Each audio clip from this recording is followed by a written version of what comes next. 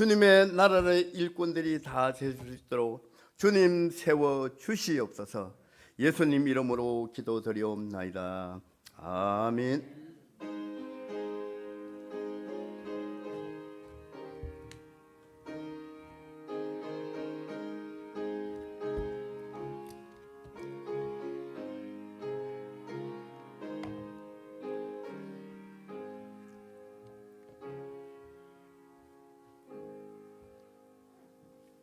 하나님 말씀 구약성경 시편 34편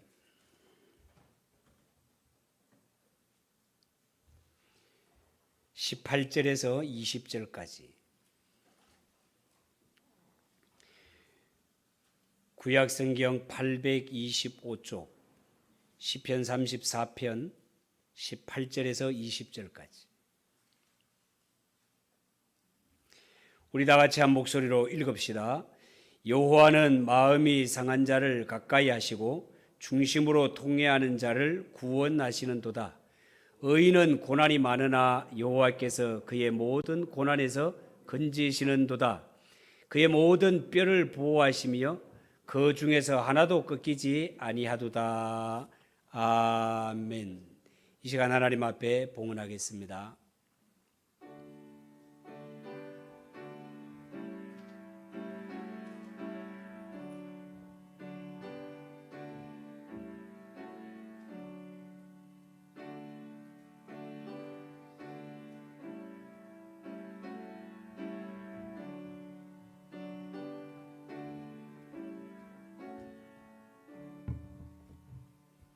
기도하겠습니다. 하나님 아버지, 은혜를 감사합니다. 이 시간도 성도들이 주님 앞에 올 때 빈손으로 오지 아니하고 하나님께 받은 은혜 감사하여 저마다 정성을 다하여 예물을 드립니다. 주여, 이 예물을 받아 주시옵소서. 열의 하나를 드리는 손길들 하나님의 주권을 인정하며 드리오니 주여, 이들의 믿음을 받아 주시고 이 땅에 살아가는 동안 영혼이 잘되고 범사가 잘되며 강건한 복을 주시며 육신의 창고가 차고 넘치도록 복에 복을 더하여 주시옵소서. 내게 일어난 모든 일이 하나님의 은혜인 줄 알고 감사드립니다. 이 하나님 아버지의 감사의 물들인 손길들 기억하셔서 저들의 가정도 사업터도 자녀들의 앞길도 하나님께서 활짝 열어주셔서 갈수록 더 잘되는 복이 이 가정에 넘치도록 하나님 인도해 주시옵소서.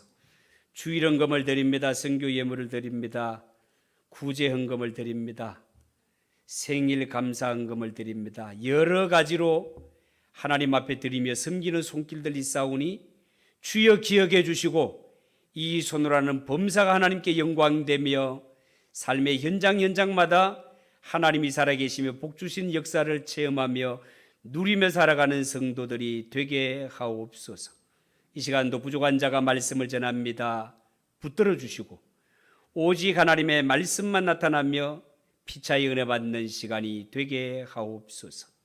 예수님의 이름으로 기도하옵나이다. 아멘.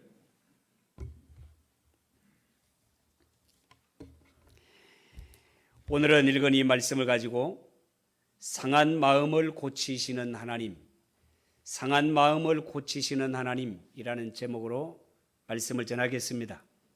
요즘은요, 육체적 질병으로 고통을 당하는 자들도 많지만 마음의 상처로 병원을 찾는 자도 많습니다. 우리가 겉으로 볼 때 저 사람이야 무슨 걱정이 있을까? 아무 걱정 없이 살아가는 사람인 것 같지만 알고 보면 사람은 저마다 고민과 걱정이 있고 어쩌면 상상치 못했던 마음의 상처를 안고 살아가는 자들도 많은 것이 세상입니다. 어떤 사람은요, 자녀가 없어서 고민하고 어떤 사람은 자녀가 속을 썩여서 고민하는 가정도 있습니다. 어떤 사람은 고부간의 갈등으로 고민을 하고요. 어떤 사람은 부부 갈등으로 고민하는 가정도 있습니다. 어떤 사람은 직장 문제로, 사업 문제로, 건강 문제로, 심지어 학생들은 성적 때문에 고민하기도 합니다. 이처럼 사람은 목숨이 있는 동안에 끊임없이 고민하며 살아가는 존재인 것 같습니다. 구약성경 잠언 18장 14절에 보면 이런 말씀이 있습니다. 사람의 심령은 그 병을 능히 이기려니와 심령이 상하면 그것을 누가 일으키겠느냐? 심령이 상하면 그것을 누가 일으키겠느냐라고 했습니다. 사람은요, 육체의 병도 병이지만 마음의 병은 훨씬 더 심각한 것이다 말이에요.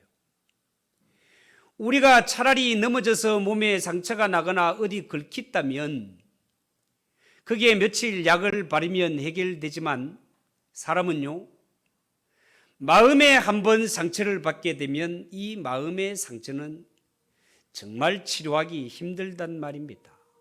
그래서 오늘은 읽은 이 말씀을 가지고 상한 마음을 고치시는 하나님, 상한 마음을 고치시는 하나님이라는 제목으로 말씀을 드리려고 합니다. 우리가 잘 아는 이스라엘의 2대 왕이었던 다윗은 15세 때 사무엘 선지자가 2세 집에 와서 이런저런 경로를 거쳐 다윗에게 앞으로 왕이 될 자라고 기름 부음을 받게 하는 것을 볼 수 있습니다. 그런데 다윗에게 이런 일이 있음으로 말미암아 다윗의 생애는 오히려 고난으로 이어지는 것을 보게 됩니다. 결정적으로 다윗이 골리앗과의 싸움에서 이김으로 말미암아 백성들이 사울은 천천히요 다윗은 만만히로다 하면서 모든 칭찬과 영광을 다윗에게 돌리게 될 때 당시의 왕이었던 사울 왕이 시기하여 자기 수하의 군사들을 풀어 틈만 나면 다윗을 죽이려고 했던 사실 우리 모두가 잘 알고 있습니다. 이때부터 다윗은요 비참하게 도망자의 삶을 살게 됩니다. 시편에 보면 그가 살아온 길이 얼마나 힘들었는지, 얼마나 위험천만했는지, 다윗이 갔던 길 때로는 외로움에 눈물을 흘리기도 하고요, 때로는 두려움에 떨어야 했던 길입니다. 다윗의 고백을 빌리자면 눈물의 골짜기와 사망의 음침한 골짜기로 다녔던 것입니다. 그렇지만 다윗의 생애를 볼 것 같으면요, 그렇게 힘들고 고난이 많은 인생이었지만 다윗은 살아가면서 당하는 여러 가지 힘든 일들, 어려운 일들을 만날 때마다 하나님 앞에 겸손하게 엎드려 기도합니다. 하나님의 도우심을 구합니다. 그때마다 하나님은 다윗을 찾아오셔서 그를 위로해 주셨고 그의 상한 마음을 치료해 주시며 그를 죽음의 위기에서 건지시는 것을 볼 수 있습니다. 이렇게 수많은 연난과 고난을 다 겪은 후에 하나님의 때가 되었을 때 결국 하나님은 다윗을 높여 이스라엘의 역사상 가장 위대한 왕으로 지금까지 우리에게 전해지는 이스라엘의 성군으로 우뚝 세워주시는 것을 성경을 통해 볼 수 있습니다.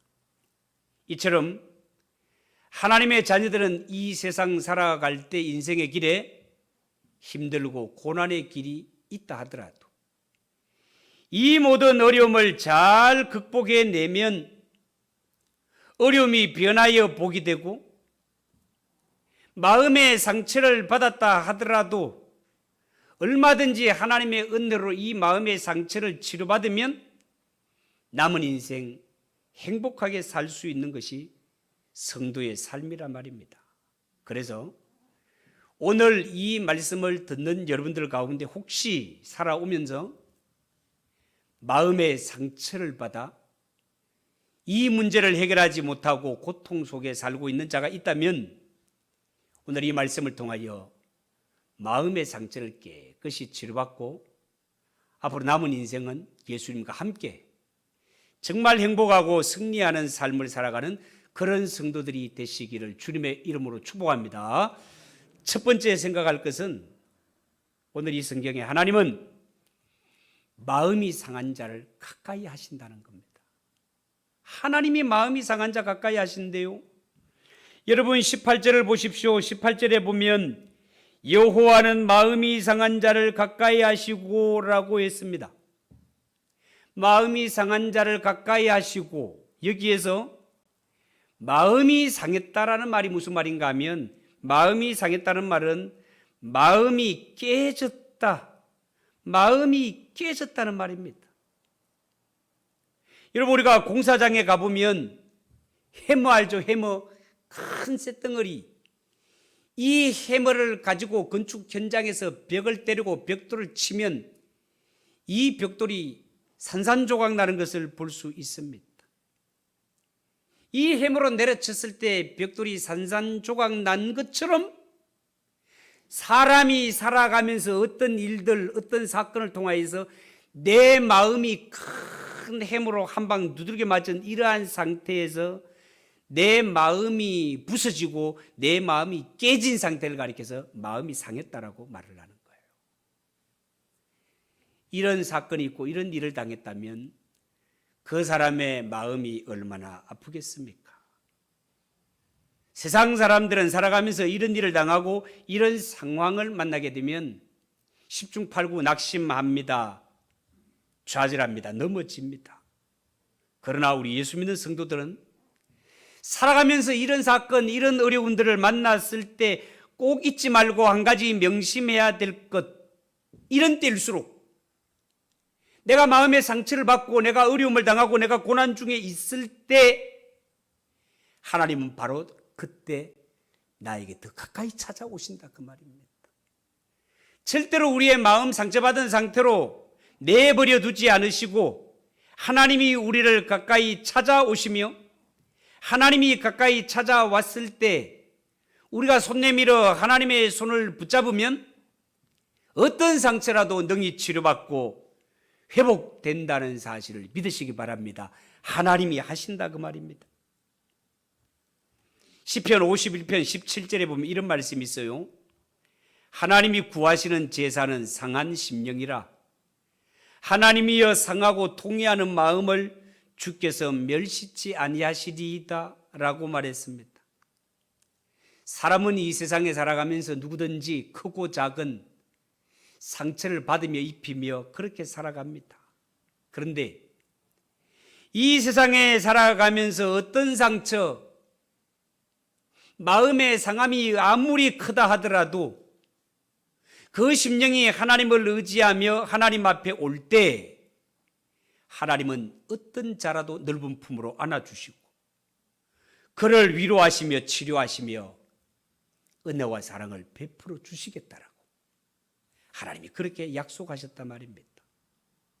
여러분, 어쩌면 교회에 나오는 성도들 가운데도 과거에 누군가로부터 상처를 받은 것이 마음의 상처가 되었건만 치료받지 못한 상태에서 나오는 사람들이 얼마든지 있을 수 있지 않겠습니까?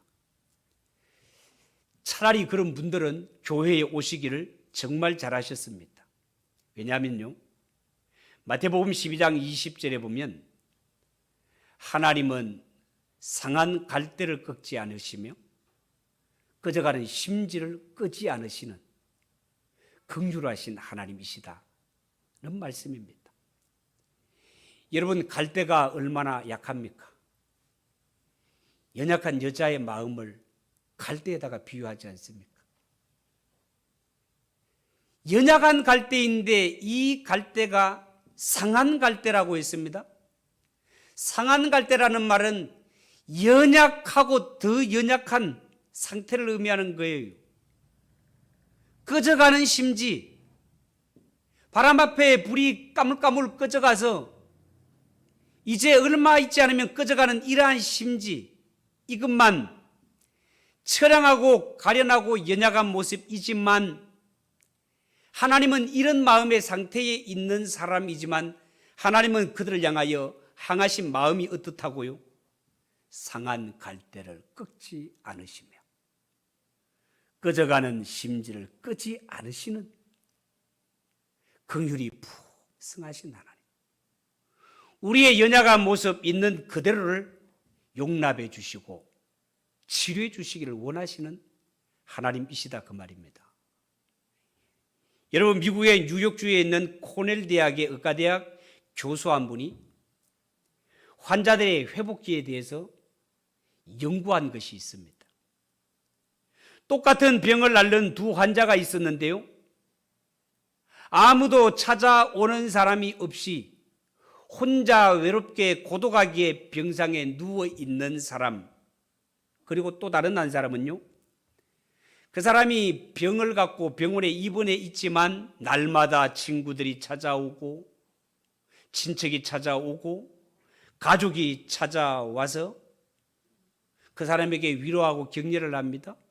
그런데 중요한 것은 아무도 찾아오지 않는 고독한 환자보다가 많은 사람들이 찾아와서 위로하고 격려해 주는 그 환자가 훨씬 더 빨리 회복이 되더라는 연구 결과가 있어요.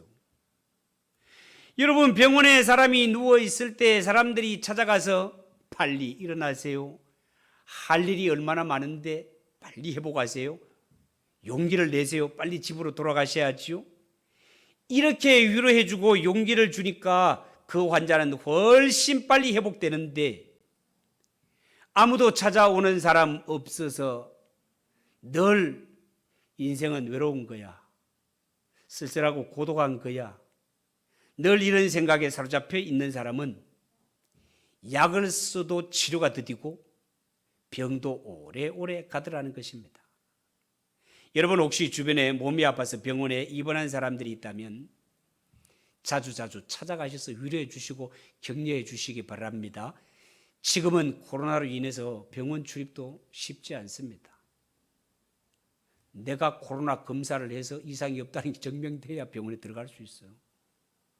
지금은 불편한 것이 많지만 이 시기가 지나가면 정말 우리 주위를 돌아보아서 우리 가운데 고독한 가운데 병들어 신음하는 자들이 없는지, 특별히 연세가 드신 이러한 분들은요, 연세가 이만큼 지나게 되면 친구들이 하나둘씩 세상을 떠납니다. 가족, 친척도 떠나갑니다. 인생의 고독이 밀려옵니다. 누가 위로해 줄 수 있습니까? 우리 고독한 인생의 문제를 온전히 위로해 주시고 해결해 주실 수 있는 분은 예수님 한 분밖에 없다는 사실을 믿으시기 바랍니다. 예수님 한 분밖에 없습니다. 우리가 알고 보면 우리 주위에도 마음의 상처를 안고 해결하지 못한 채 영육간의 병들어 신음하는 자들이 얼마나 많은지 모릅니다.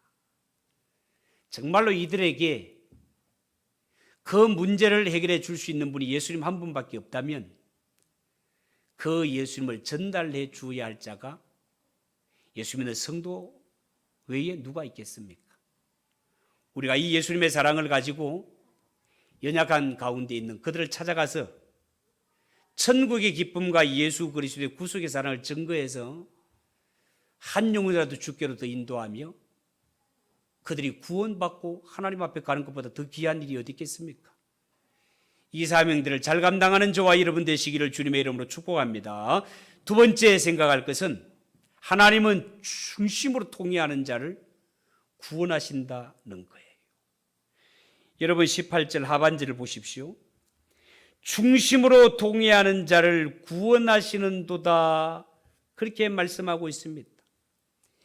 여기에 중심으로 통회하는 자라는 말은 영혼 깊은 곳에서부터 자신의 죄를 뉘우치는 자를 말합니다.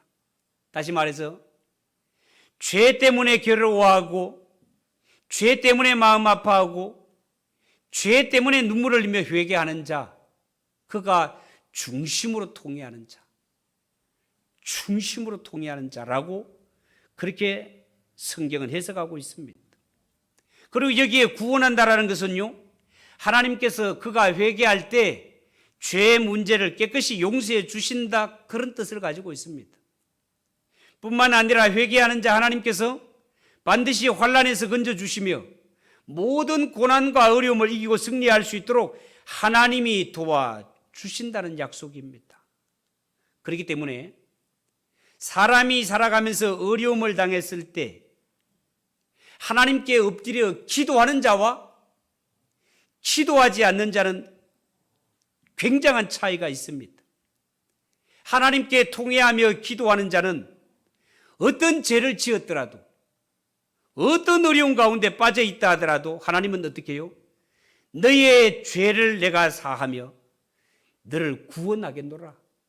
어떤 수렁, 어떤 낙심 가운데 빠져 있다 하더라도 하나님이 전능하신 팔로 건져내시지만, 그러나 하나님께 기도하지 않고 도움을 받지 못하는 자는 절망의 자리로 떨어지게 된다는 것입니다. 이사야 57장 15절에 이런 말씀이 있습니다. 지존무상하며 영원히 거하며 거룩하다 이름하는 자가 이같이 말씀하시되 내가 높고 거룩한 곳에 거하며 또한 통회하고 마음이 겸손한 자와 함께 거하나니 이는 겸손한 자의 영을 소승케 하며 통회하는 자의 마음을 소승케 함이라. 그렇게 말씀했습니다.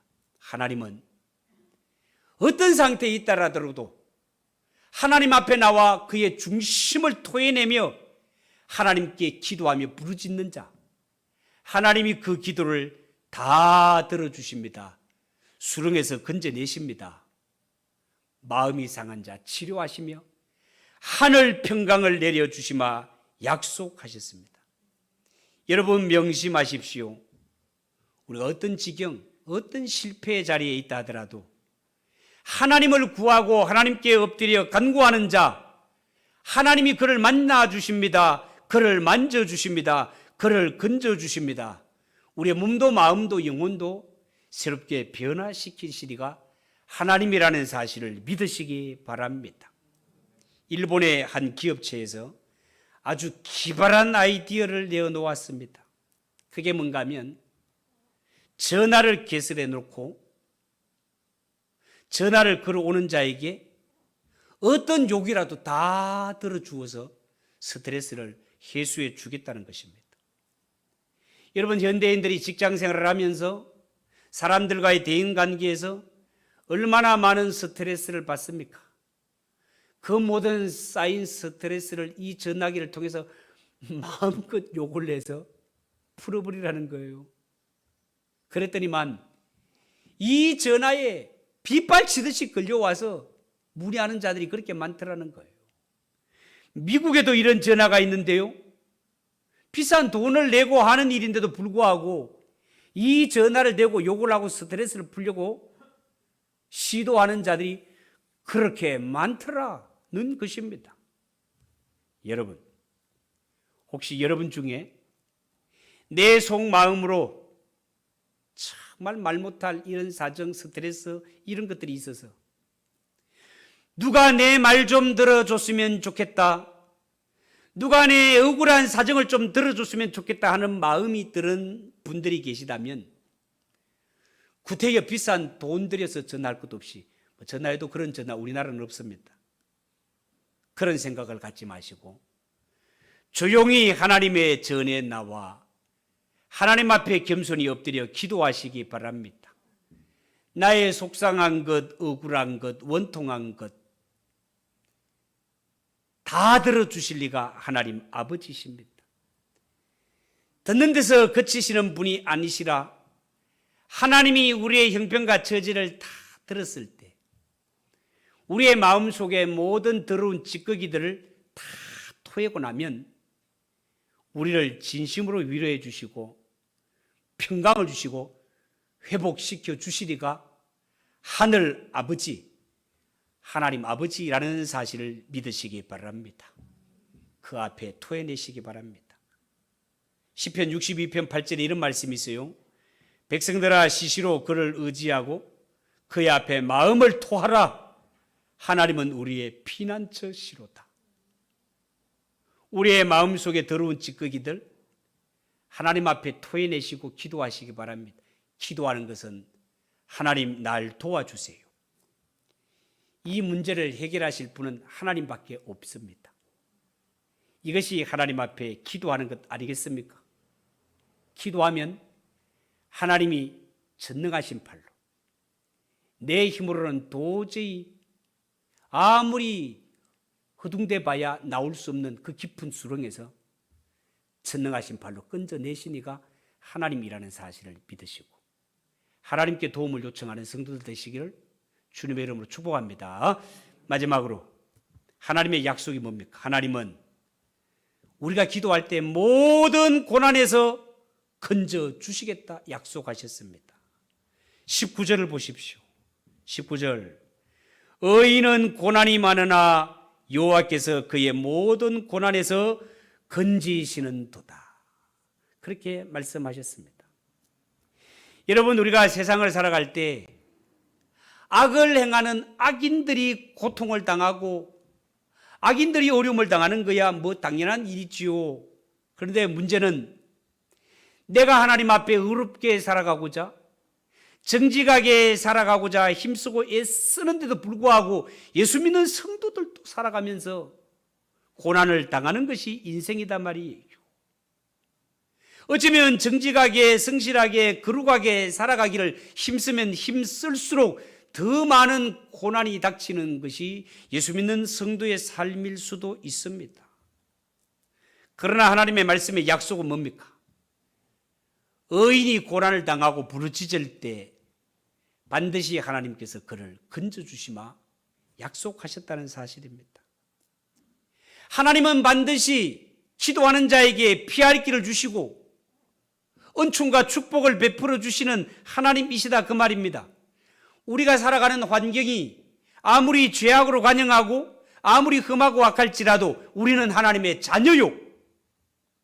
하나님의 자녀라면 아버지라고 부르짖을 때 절대로 이 위험과 고난에 홀로 방치해 두시는 하나님 아버지가 아니라 자녀가 부르짖을 때 찾아오시고 자녀가 부르짖을 때 오셔서 오른손 내밀어 수렁에서 건지시는 자가 하나님 아버지라는 사실을 믿으시기 바랍니다. 우리나라에 보험이 거울이라는 유명한 거울 회사가 있습니다. 이 회사가 지금은 매출이 엄청난 큰 회사가 되었지만은 이 회사가 1998년, 9년 IMF 때 부도를 크게 맞았던 회사였습니다. 그런데요, 이 회사가 부도를 맞고 망하게 되었을 때 사장님이 이용덕 사장님인데 교회에 다니는 집사님이셨습니다. 이렇게 큰 부도를 맞았을 때 눈앞에 아이고 이제는 망했구나. 내 인생 끝장났구나. 회사가 망했구나. 저 많은 사원들 가족들을 어떻게 하지? 정말 가슴이 무너져 내리는 것 같았습니다. 그렇지만 그는 교회의 집사님이셨고 전능하신 하나님을 믿는 하나님의 자녀였기 때문에 정신을 차렸습니다. 위기 중에도 하나님의 말씀을 붙들었습니다.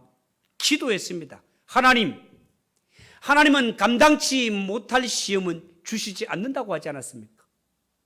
감당할 시험만 주시고 피할 길을 주시며 반드시 붙들어 주신다고 약속하지 않으셨습니까? 제가 이 모든 시험을 반드시 이길 수 있도록 나를 붙들어 주시고 지혜를 주시옵소서.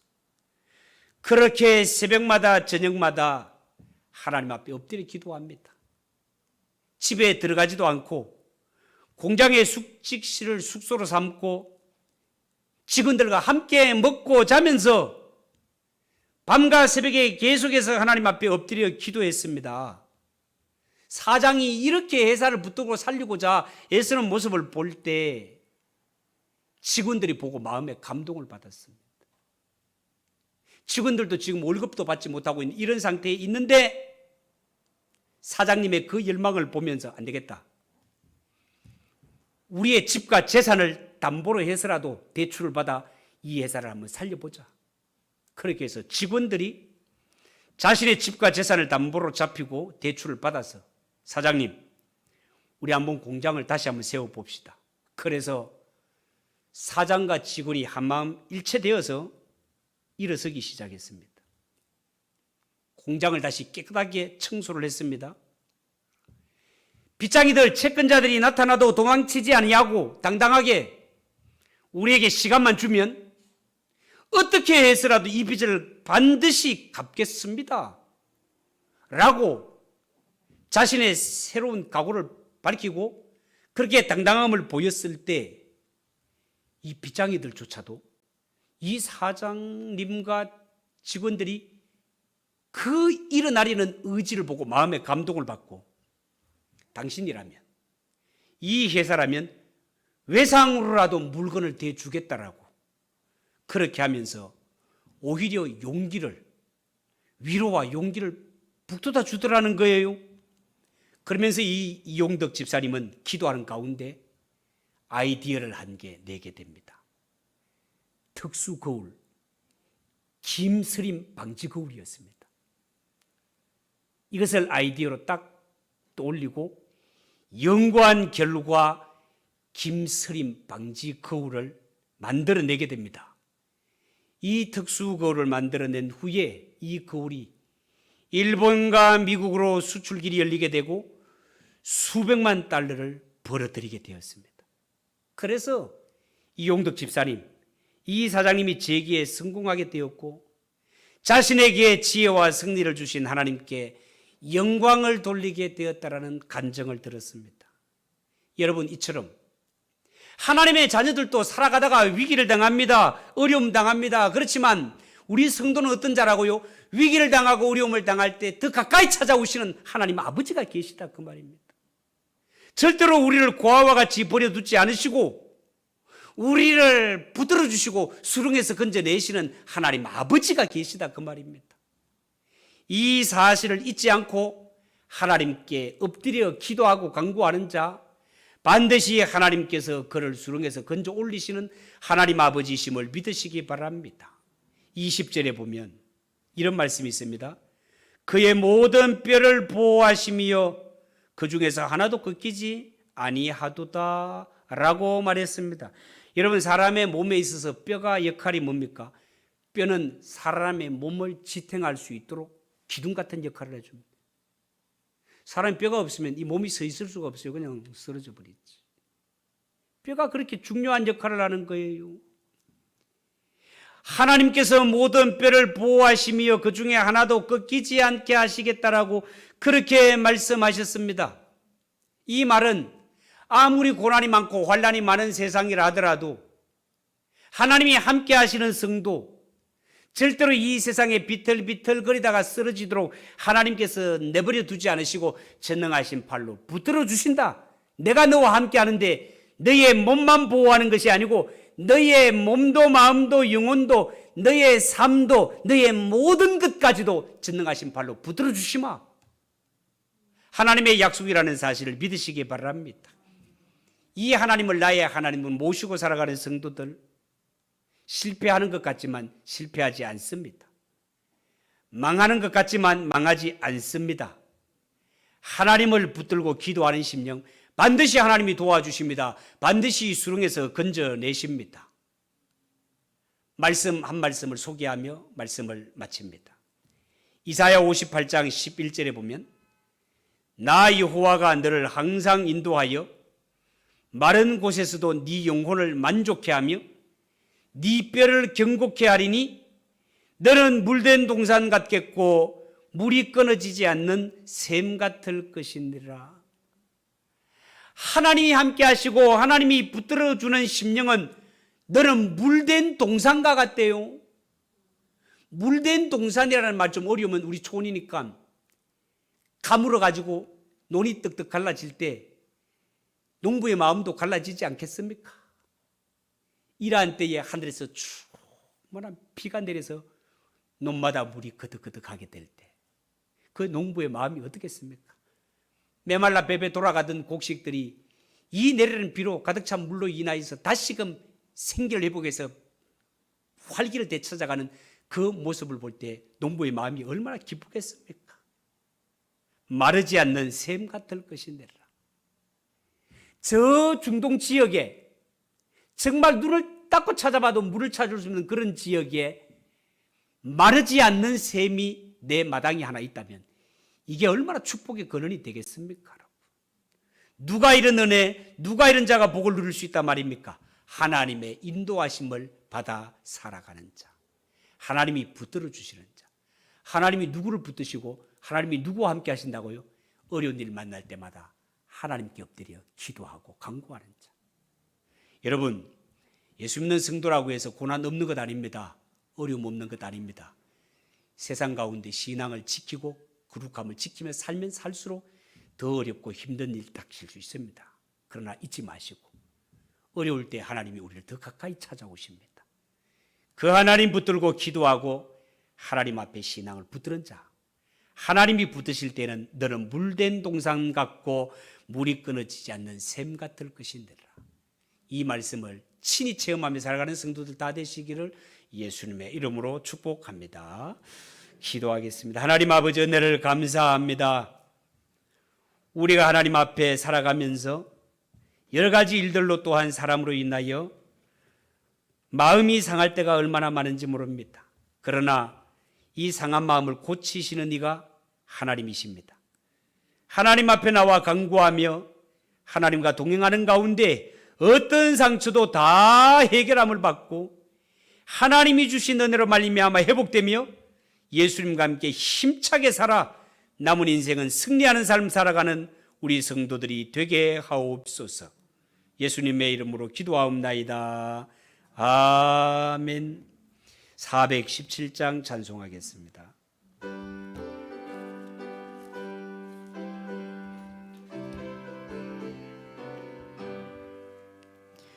주 예수 넓은 품에 나 편히 안겨서 그 크신 사랑 안에 나 편히 쉬겠네.